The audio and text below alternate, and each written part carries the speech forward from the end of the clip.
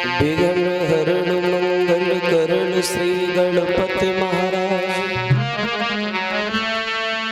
मैं प्रथम मनाऊं आपको, मेरे पूर्ण कीजिए काश।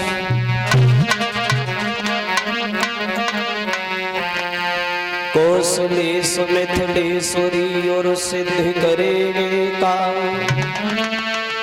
वाणी वर्णन के प्रथम बोल सियावर राम।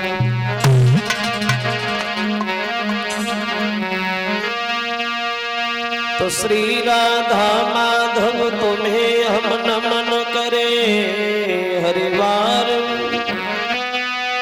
कृपा दृष्टि न कीजियो, मेरी नाव लगियो पार।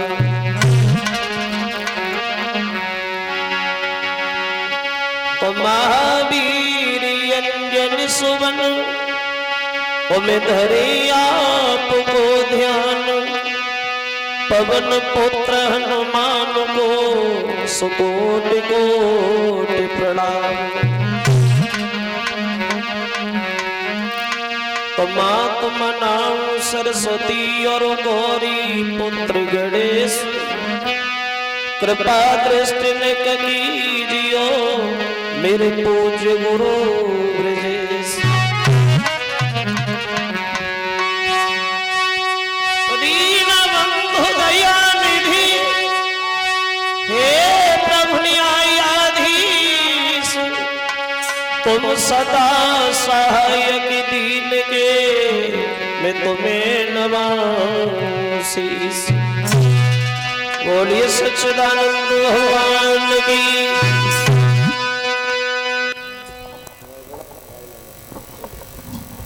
हाँ सही है।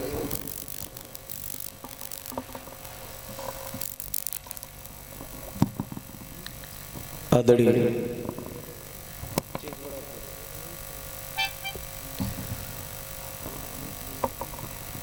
सभा में उपस्थित हमारे सभी श्रोता बंधु,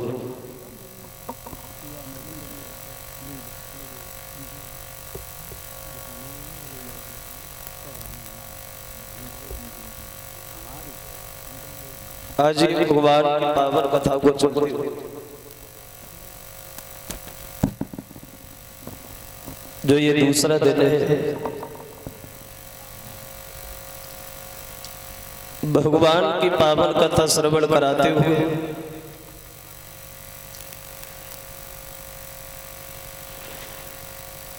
गंगा के किनारे महाराज सूत जी समझा रहे, सुनिए संकादिक ऋषियों।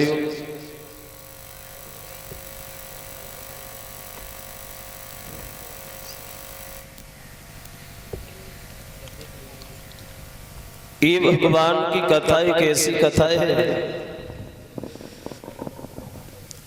जो भी इंसान भगवान की पवित्र कथा को सुनता है, पढ़ता है या कहता है, वो सांसारिक व्याधियों से हमेशा दूर रहता है। वैसे बताया तो ये गया है, कलयुग के दोषों से बचने के लिए सिर्फ ये भगवान की पावन कथा ही बताई।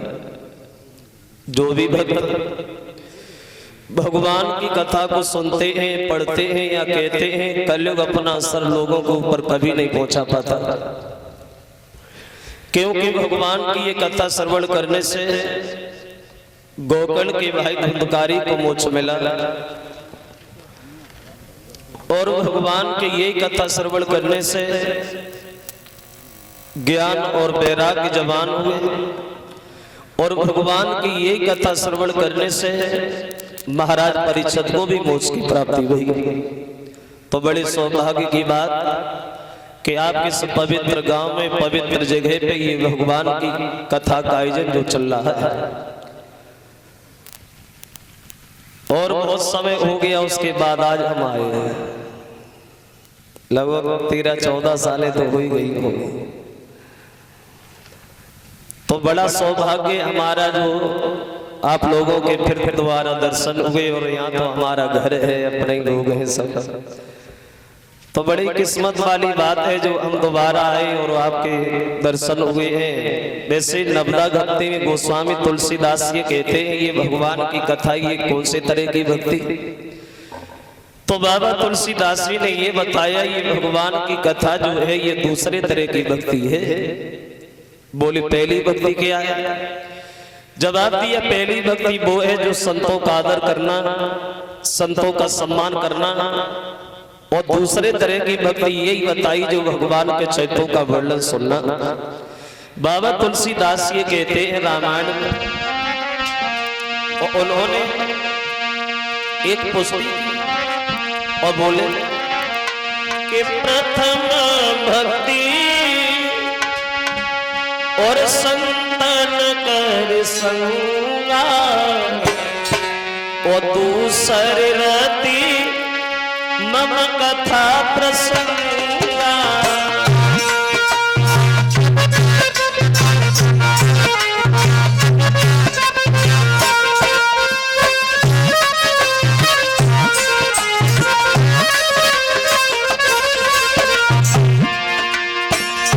बाबा तुलसीदास कहते हैं प्रथम भक्ति संतन कर संगा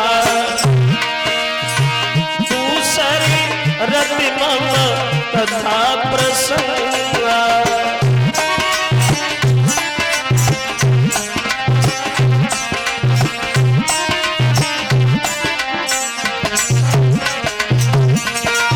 तुलसीदास जी ने बताया कि प्रथम भक्ति संतन करे संगा और दूसरे रति मम कथा प्रसंगा।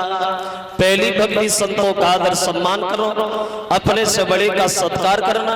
और दूसरे तरह की भक्ति यही बताई जो भगवान के चरित्रों का वर्णन सुनना। तुलसीदास ये भी कहते हैं रामचरितमानस में उन्होंने ये भी कल्पना की है कि धर्म और पाप में क्या फर्क होता है, धर्म क्या है और पाप क्या है। तो तुलसीदास जी ने बताया कि दूसरे के हित में अपना समय बिताना, दूसरे के दुख में दुखी हो जाना, दूसरे की हमेशा सहायता करना, ये सबसे बड़ा धर्म है। और बिना मतलब में दूसरे का नुकसान करो, बिना मतलब में दूसरे को परेशान करो, बिना मतलब में दूसरे का दिल दुखा, ये सबसे बड़ा पाप है। क्योंकि बताया ये जाता है कि लगा सको तो बाग लगाओ पर आग लगाना ना सीखो, और मिटा सको तो अभिमान मिटाओ पर मान मिटाना ना सीखो, और कमा सको तो धर्म कमाओ पर पाप कमाना ना सीखो। कहने का मतलब है अगर हमारे हाथ से किसी का अच्छा नहीं हो रहा है तो उसका गलत काय को करें। अगर हम किसी को सुख नहीं दे सकते तो उसका दिल दुखाने का हमारा कोई हक नहीं बनता। अगर हम किसी को भीख नहीं डाल रहे तो उसकी झोली फाड़ने का हमारा कोई अधिकार नहीं है जो दूसरे के दरवाजे पे भी न मांग पाए। अगर हम किसी को सही रास्ता नहीं बता रहे हैं तो उसे गलत रास्ता बताने का हमारा हक नहीं है जो आगे जाके भूल जाए, भटक जाए। जैसे बताया गया रसना, जो रसना बताई गई है जीव, और जिसकी रसना में रसना है उसका दुनिया में क्या बसना कि कुछ हमेशा चक्कर में ही फंसना है। अगर तुम चाहो तो इस भाषा से सम्मान हो जाएगा, अगर तुम चाहो तो देर नहीं लगेगी अपमान हो जाएगा। बोली से बहुत बड़ा अंतर आता है। अगर तुम किसी को सम्मान दोगे तो सम्मान खुद पे खुद तुम्हें मिल ही जाएगा।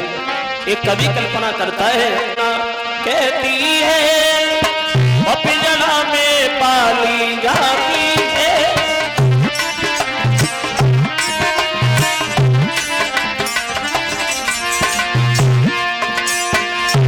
जरा गौर करें। मैना, जो मैना कहते पक्षी को, तो मैना के मुंह से बड़ा मीठी आवाज निकलती है। मैना कहती कि मैना में कुछ नहीं, हर आदमी उसे बड़े सम्मान से पकड़ता है। लेकिन मैना जो मैना कहती है पिंजरा में पाली जाती है, बकरी जो में करती है वो गले छुरी फिर लाती है।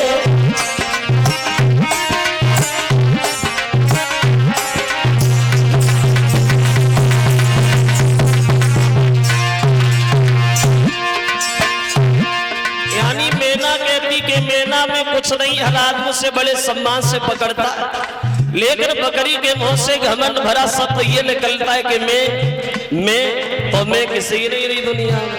बोले बकरी जो मैं करती है वो गले छुरी फिरवाती है।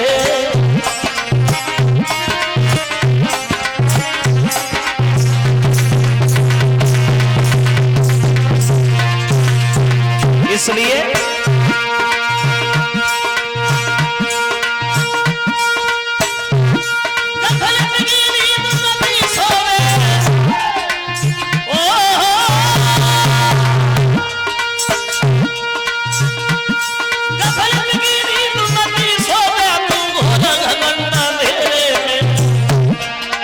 थोड़े ही दिन तो रहना है चिड़िया रहने बसेरे में।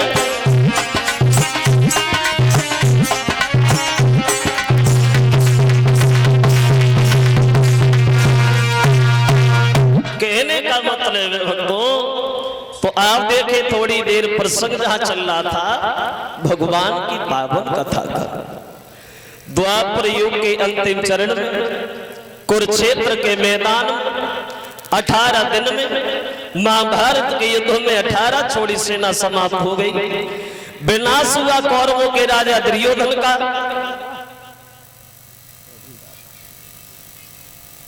और ये पांडव 5 के 5 ही बने रहे।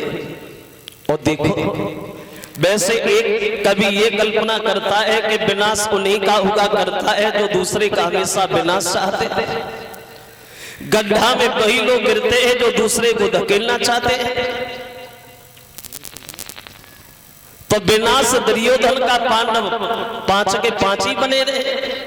और देखिए वैसे महाभारत का जो युद्ध हुआ था ये किसी बड़ी बात के कारण युद्ध नहीं हुआ था, छोटी सी बात के कारण युद्ध हो गया था। अगर द्रौपदी दुर्योधन से ये न कहती कि अंधे के अंधा हुआ तो शायद ये महाभारत का युद्ध ही नहीं होता।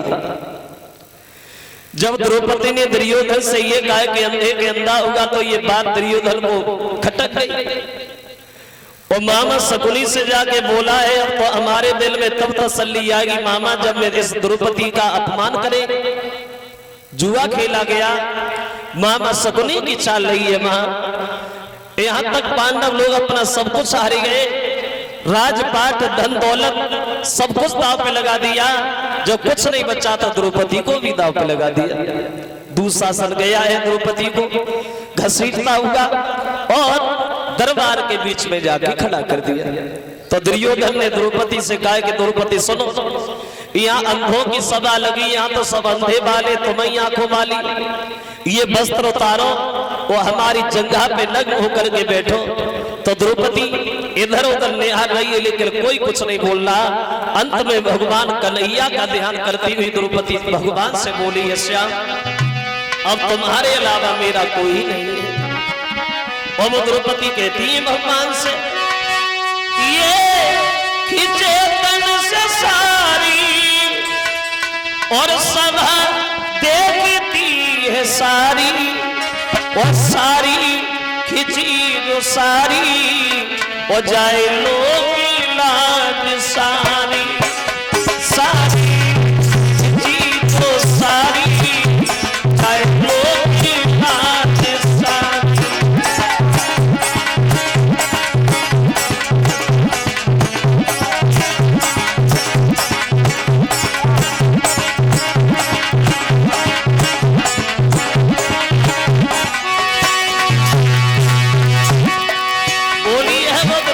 भगवान कन्हैया का ध्यान करके मुरलीधर ये खींचे तन से सारी सभा देखती है सारी सारी खींची जो सारी जाए लोग की लाज सारी सारी खींची जो सारी जाए लोग की लाज सारी।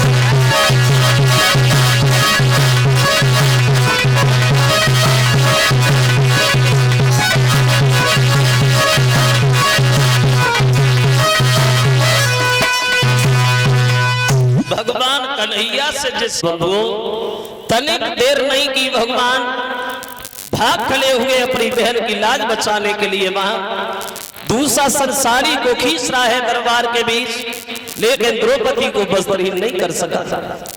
ढेर लग गया, लेकिन फिर भी द्रौपदी को बजदरीन नहीं कर पाया। इस तरह से भगवान कन्हैया ने अपनी बहन की लाज बचाई वहां।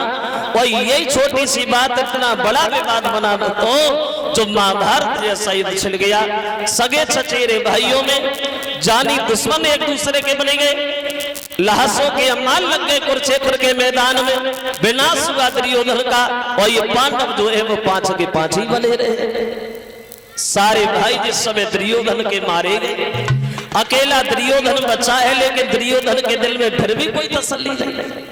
और उसने अपने मित्र द्रोणी के पुत्र सुस्थामा से एक तलवार उठाई होगी, एक बात कही, भैया जा आज सोते हुए पांडवों के सर काट के हमारे सामने ला, तो हमारे दिल में तसल्ली आई।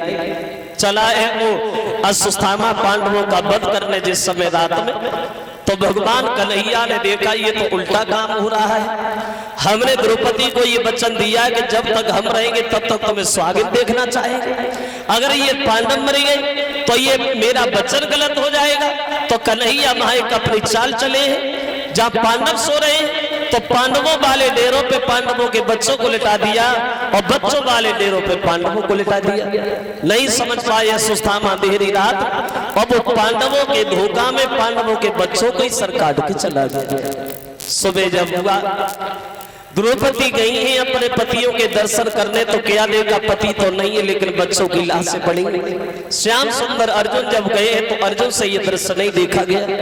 वो अर्जुन ने धनुष माल हाथ उठाए, एक बात कही, सुनो द्रौपदी, रोने से कुछ नहीं होगा।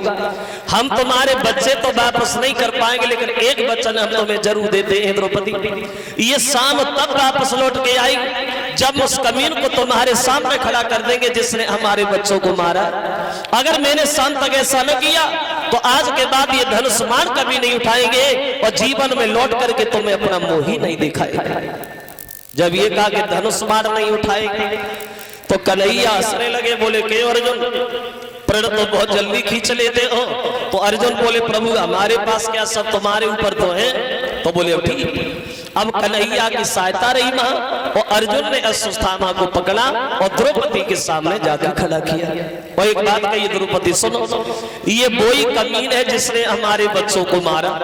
अब हमें ये बता, इसे मार दिया जाए या छोड़ दिया जाए, बोलो इसके साथ क्या किया जाए।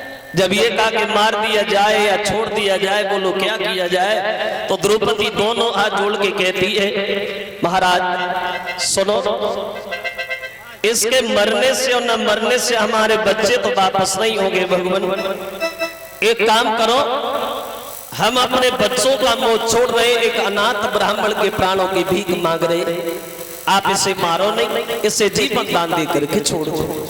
जब ये कहा कि छोड़ दो तो कन्हैया हंसते हुए बोले, आज हमारे समझ में आया बहन, अगर बहादुर का कोई सम्मान है तो तुम्हारी जैसी सुशील अबलाओं के ऊपर, अगर पृथ्वी ये टिकी है तो तुम्हारी जैसी पतिव्रता स्त्रियों के ऊपर, जो तुमने अपने बच्चों का मोह छोड़ा, एक अनाथ ब्राह्मण के प्राणों की भीख जो मांगी। और भगवान अपनी बहन की बड़ाई करते हुए बोले, सच तो ये है धरनी करनी है थमी भई, और तुम जैसी ही अकलाओं से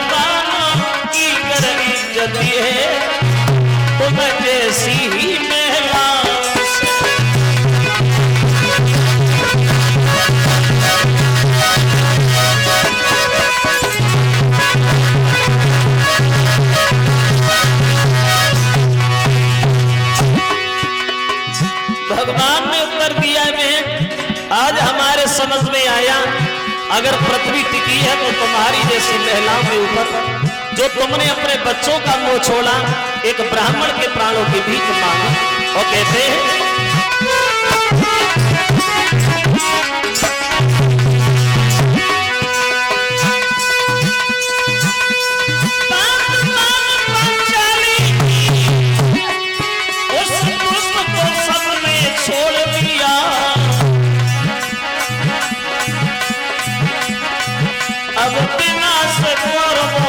देखो भगवान ने मुख को मोड़ दिया।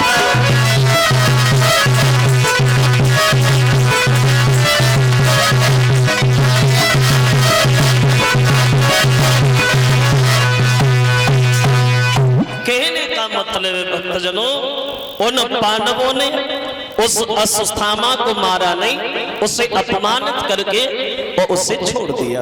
बोले जा हम तुम्हें नहीं मारे। अब पांडवों ने तो उसे छोड़ दिया, लेकिन वो नीच अपनी नीचता से बाज नहीं आया। उसने एक ऐसा शस्त्र छोड़ा जो गर्भवती स्त्रियों के गर्भ अंदर ही अंदर जलाने लगा। उसने ऐसा क्यों किया?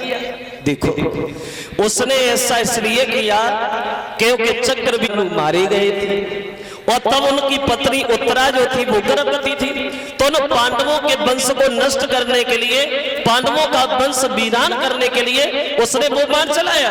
उसने ये नहीं सोच पाया कि पांडवों ने हमें मारा नहीं, हमें छोड़ा, हमें ऐसा नहीं करना चाहिए। वो नीच अपनी नीचता से बाज नहीं आया, आदत में सुधार नहीं कर पाया। और एक बात ध्यान और रखना, जिस आदमी की आदत जैसी बन जाती वैसी बनी रहती। वो आदत वाला आदत कभी नहीं छोड़ता। जैसे तुम बिलैया से जग कहो कि चूहा न खा, अगर बिल्ली से कहो कि चूहा न खा तो कब मानेगी, भाग्य और खाएगी। उसकी आदत है चूहा खाने की। बिल्ली रंग स्वभाव न बदले, कथा भागवत रोज सुनइयो। वो आंख ढांक कबो न होए चंदन, वो मलिया गिर के पास लगइयो। तर्ज राग पशु न जाने, भैंस के आगे भी न बजइयो। वो कायर कबहु न सूर बने, चाहे दुए दुए तलवार गहइयो। यानी आदत वाले लोग अपनी आदत नहीं छोड़ते हैं, आदत में सुधार नहीं आता है। जैसे चुगल से मन की बात कहो, पर चुगल कबहु न चूके वो अंधे पे भैंसिया कुतबई हो तो 9 की 11 कूते गो। पेड़ के नीचे ऊँट करो तो वो पत्ता ही पत्ता सूटे गो, और कुत्ते कितनों समझइयो पर टांग उठाएगे। तो जिसकी आदत जैसी है वैसी बनी रहती, सुधरती नहीं। जब उसने वो बाण चलाया तो उत्तरा का गर्भ अंदर ही अंदर जलने लगा। तो उत्तरा भगवान कन्हैया के सामने जाकर के रोने लगी है, बोली श्याम ऐसा लगता है मेरा बच्चा अंदर ही अंदर जल रहा है। अगर तुम चाहो तो तुम हमें मार दो, लेकिन हमारे बच्चे को बचा लो श्याम सुंदर, क्योंकि हमारे पति की सिर पे ही आखिरी एक निशानी बची है मुरलीधर। अब उत्तरा भगवान कन्हैया से कहती है, हे मुरलीधर के मोहन लीजे बचाए हमें, और मेरे मुख की भरी कहानी है।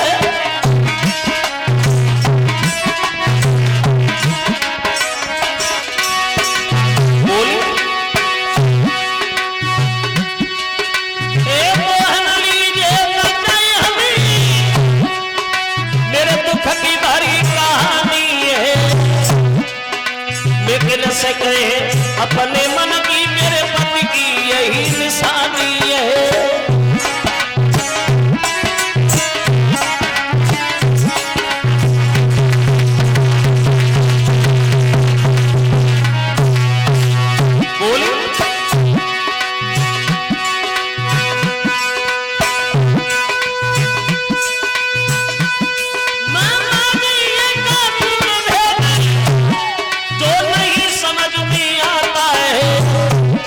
मुरलीधर मेरा गर्भ वाली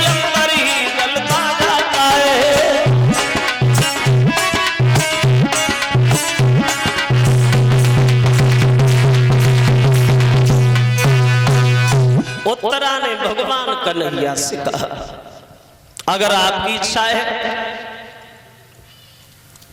तो आप हमें मार दो, लेकिन हमारे बच्चे को बचा लो मुरलीधर, क्योंकि हमारे पति की सिर्फ ही आखिरी निशानी बची है। तो कन्हैया ने देखा, मन में सोचा ये तो अश्वत्थामा की चाल है, तो उस अस्त्र का पान किया और उत्तरा के गर्भ को वहां बचाया है, गर्भ की रक्षा करते हैं श्याम।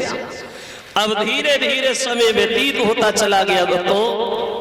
अब कुछ समय के बाद उन पांडवों के घर में उत्तरा के गर्भ से एक पुत्र पैदा हुआ, और जो लड़का पैदा हुआ तो पांडव लोग बड़े मगन हैं, बड़ा आनंद है। बच्चे की खुशी में आंगन में बधाई बजना शुरू हो गई, और पांडव लोग अपने दरवाजे पे दान लुटवाना शुरू हो गए। और ऐसा ही नहीं, बच्चे की खुशी में वहां कि छाई अजब बहार, और वांगना में छाई बहार, वांगना में।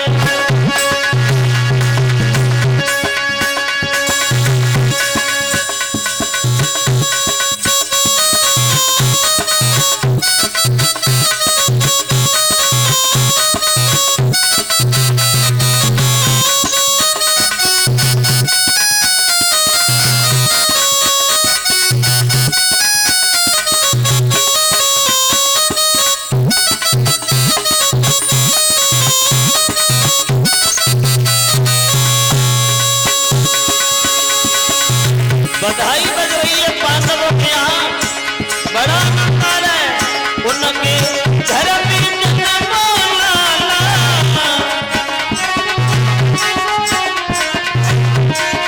सुंदर रूप है बड़ा निराला,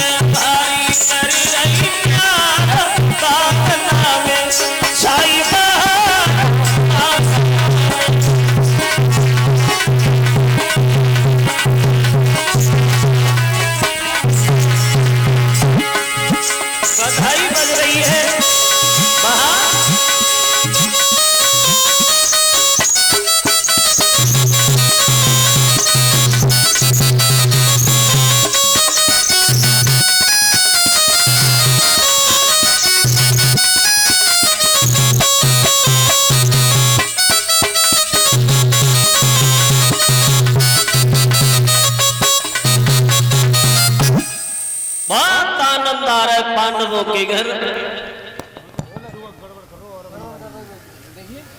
और जो लड़का पैदा हुआ उसी बच्चे का नाम रखा गया परीक्षित। जो उत्तरा के गर्भ से पुत्र पैदा हुआ है तो उसी बच्चे का नाम रख दिया गया परीक्षित।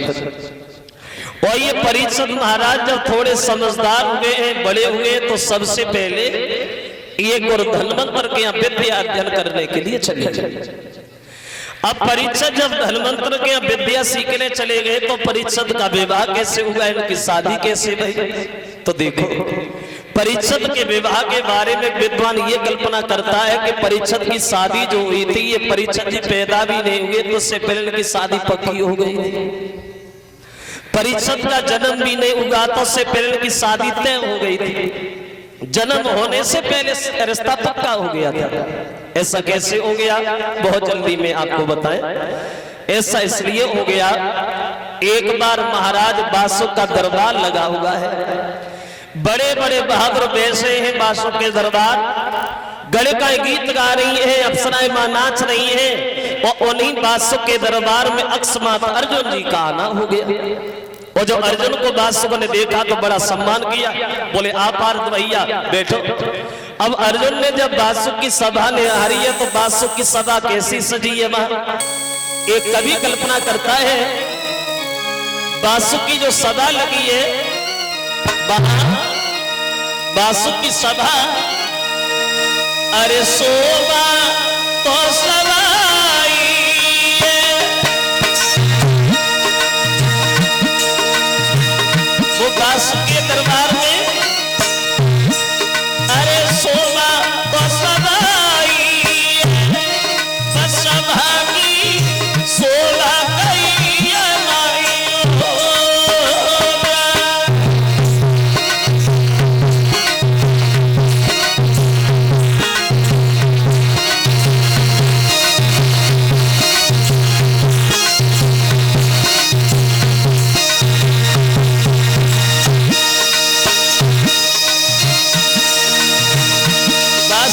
सदा लगी है, अरे शोभा तो सवाई है, सभा की शोभा गई हमारी होगा।